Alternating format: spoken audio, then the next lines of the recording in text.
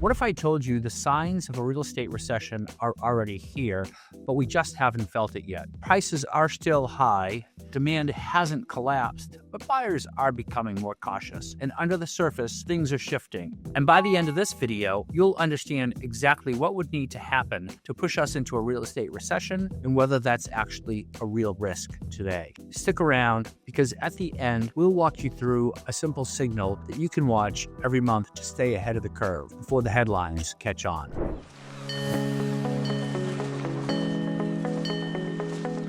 So first, let's define the playing field. A real estate recession isn't prices dipping for just a few months. It's a sustained slowdown in demand, construction, sales, and pricing, often driven by broader economic pressures like high interest rates, job losses, and reduced consumer confidence. We're talking about a contraction in the housing sector, less building, fewer deals, longer days on the market, declining home values, and reduced financing activity. Think 2008, but remember, not every slowdown becomes a crisis. So what would it take to actually trigger a real estate recession right now? Here are the core ingredients we need to see mixed together. First, sustained high interest rates. The Fed has held rates higher for longer, and that's already putting pressure on affordability. If the rates stay above 7% into the next year, it could eventually wear down buyer enthusiasm, especially first-time buyers. Second, major job losses. So far, employment is holding steady, but if we see widespread layoffs, especially in high-income sectors like tech and finance, buying power will dry up fast. Third,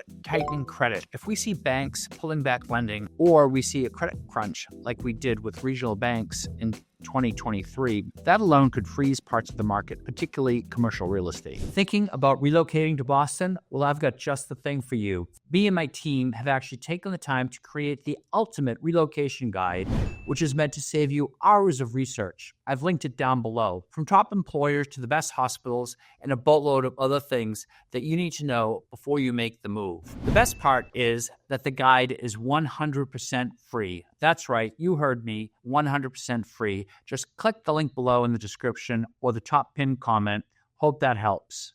Fourth, overbuilding or oversupply. Inventory is still tight in most of Boston, but if demand drops and supply increases, things can change quickly. Fifth, a confidence shock. Sometimes it's not just the numbers, it's the feeling. If buyers and investors believe a downturn is coming, behavior can change quickly. That can make it a self-fulfilling prophecy. Now let's be real. Are we there yet? The answer is not quite, but some signals are worth watching. Mortgage demand is softening, but not collapsing. Home prices are cooling in some metro areas, but not nationwide. Builders are still building, but more cautiously. Investors are trimming exposure, but they haven't fled. Consumer confidence is shaky, but not broken. We're seeing early friction here in Boston. Cracks, but not a collapse. This is more likely a warning sign on the dashboard, not a blown engine. Remember, real estate is hyper-local. Boston is not Boise, Miami is not Minneapolis, but national credit rates and sentiment affect everyone. Could we see a real estate recession in the next 12 to 18 months? Sure, but it would take a few dominoes falling in sequence. If inflation reaccelerates and the Fed is forced to hike again, or if we see a serious jobs correction, that could change the landscape fast. Right now, the biggest risk isn't a crash.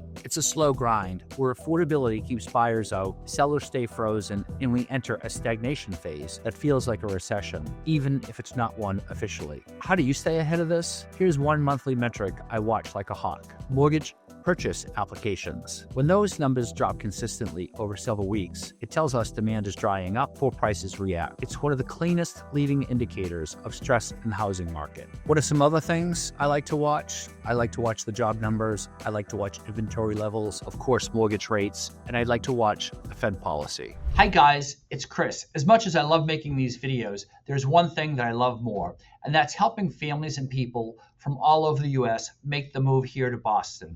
I've helped countless families make the move. So whether you're coming out for the week, the next month, or even the next year, don't hesitate to reach out. My contact information is below, right there on the screen and linked in the description in case you missed it in the on-screen pop-up. I look forward to helping you and your family make the move to Boston. Bottom line, we're not in a real estate recession yet, but the risk isn't zero. And in a market this sensitive to rates and sentiment, staying informed is everything. If you found this helpful, hit that subscribe or like button. This channel is here to help you track the shifts before they make headlines, and we'll be here every step of the way as this market evolves. Let's stay sharp, stay informed, and make smart moves together.